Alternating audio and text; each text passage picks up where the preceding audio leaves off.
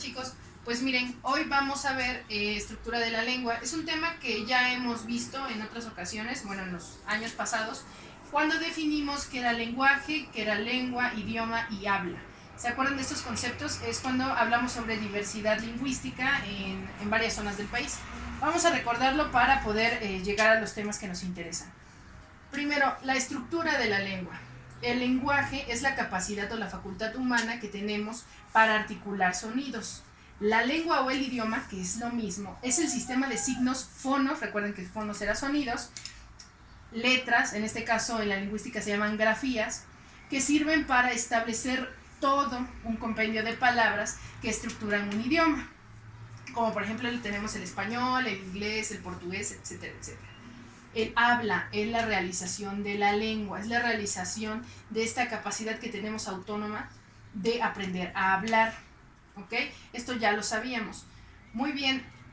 El siguiente punto que vamos a mencionar y va a estar dentro de la información que se les va a enviar es acerca de Ferdinand de Saussure, que fue un lingüista suizo que estableció el primer curso de lingüística general en 1916. Este hombre se dedicó a estudiar las grandes diferencias entre lenguaje, lengua y habla, y a separar estos dos términos, lengua y habla. Principalmente porque la lengua es el sistema de signos, es decir, estudiamos todo lo que comprende una estructura lingüística, estructuramos todas las palabras que conocemos, el vocabulario principalmente, y también el léxico, que son dos cosas diferentes. Esas vamos a explicar más tarde.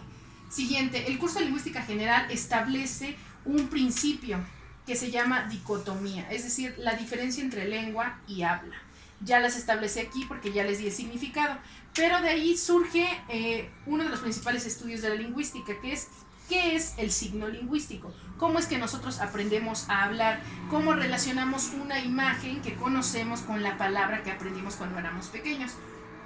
De esta forma, el signo lingüístico es la diferenciación de dos términos para después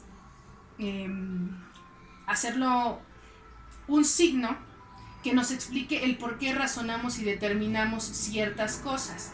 La primera, el significado. ¿Qué es el significado? El significado es el concepto, es decir, de lo que estamos hablando, mientras que el significante es la imagen viva que tenemos de este concepto. Siguiente.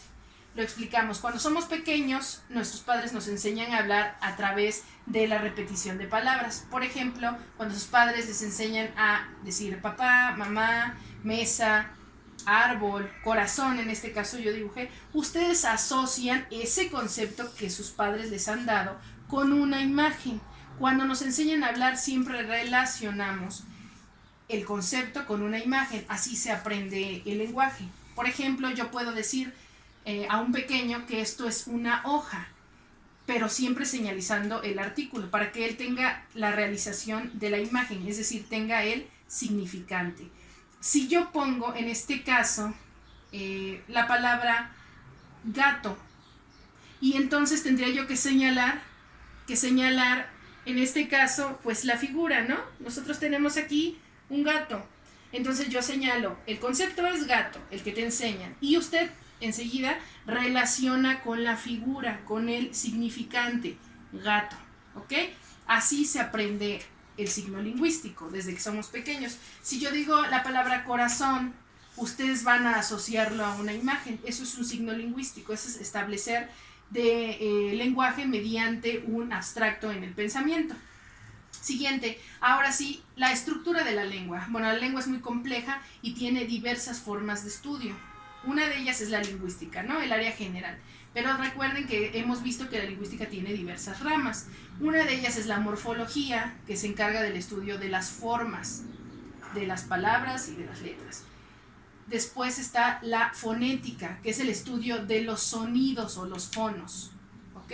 Después está la lexicología, que estudia las unidades léxicas o las palabras que hay en todo el mundo y en todas las lenguas, ¿ok? Y seguimos la gramática, que estudia las reglas y la estructura de las academias que han establecido los términos para escribir o redactar adecuadamente, en este caso pues para dar significado. Y finalmente También tenemos la filología, que es un estudio histórico de la lengua, etcétera, etcétera. Tenemos varias áreas de estudio. En este caso, vamos a ver 3 partes mínimas. Todo estudio de la lingüística tiene partes mínimas, es decir, unidades gramaticales o unidades lingüísticas muy pequeñas que dan inicio a todo el estudio de la lengua. La primera pertenece a la morfología. Su nombre es el morfema. El morfema es una unidad pequeña que tiene un significado gramatical, pero para que este significado funcione tiene que estar unido a un lexema, o sea, a otra unidad pequeña. La unidad lexema es igual, una unidad mínima del léxico, o sea, de las palabras. También se le llama raíz o afijo. Los afijos pueden ser sufijos y prefijos, es decir, raíces que inician antes de la palabra y después de la palabra. El gramema es una unidad mínima de la gramática y no tiene significado, pero tiene varias formas: modo, tiempo y número, ¿ok? También es una unidad. Ahora sí, ¿cómo funcionan estas unidades? Dentro de las actividades que les he dejado vienen los ejemplos explicados, pero de todas formas vamos a mencionarlos. Raíz. Una raíz es el origen de la palabra sin un significado claro, porque está sujeto a un lexema. Va a necesitar un conjunto de vocales para darle sentido, ¿ok? Como la palabra que vamos a poner a continuación, que es la palabra pan, ¿ok? La voy a poner de este lado. La palabra pan por sí sola es una raíz léxica, es decir, una palabra de origen, mientras que todo lo que surja a partir de esa palabra van a ser lexemas derivados o palabras derivadas, como gusten. Obviamente formalmente en la lingüística son lexemas derivados porque son del léxico, pero son palabras derivadas. ¿Qué palabra se deriva de pan? Bueno, panqué, panecito, panadería, panadero, etcétera, etcétera, etcétera. Todas esas palabras son derivadas de una raíz, es decir, como tal esta palabra sí tiene significado porque ya la conocemos, pero hay otras palabras que no lo tienen. Por ejemplo, pelo. La raíz es pel y de ahí se derivan varias palabras o lexemas derivativos: peluquero, peluquería, peludo, pelirrojo, peliteñido, pelón, etcétera, etcétera, etcétera, etcétera. ¿Ok? Esos son derivativos. En este caso, ¿por qué nada más tomé pel y no tomé todo la palabra pan como acá? ¿Ok? Porque dice que estas unidades mínimas no tienen significados por sí solos, necesitan la ayuda de un lexema, necesitan la ayuda de las vocales para hacer una derivación de la palabra, necesitan complementarse. Pero la raíz, pel, está en todas las palabras que encontremos: peluquero, peluquería, etcétera, todas tienen pel. Lo único que cambia es la composición de la palabra derivada.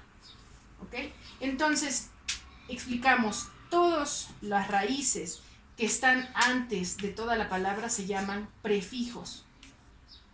Pan, pelo.